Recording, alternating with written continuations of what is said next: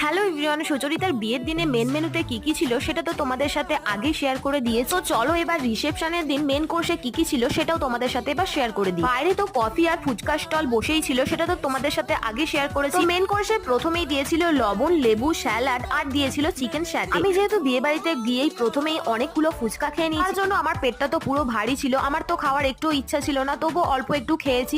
তো চিকেন স্যালাডটা বেশ ভালোই ছিল খেতে, কিন্তু আমি বেশি খেতে পারিনি, অল্প একটু খেয়ে রেখে দিয়েছি। তারপরে দিয়ে গিয়েছিল নানপুরি আর কিমা চানা। কিমা চানাটা যেহেতু মাটনের কিমা দিয়ে করা হয়েছে, সেই জন্যই আমি ভাবছিলাম খাবো না, তো সেই জন্য পাতে তো নিয়ে নিয়েছি, কিন্তু খাওয়ার তো আমার একটু ইচ্ছা ছিল না। তারপরে দিয়ে গেল আলু কষা। তো আলু কষা দিয়ে আমি একটু নানপুরিটা খেয়েছিলাম, আর তারপরে দিয়ে গেল ফ্রাইড রাইস।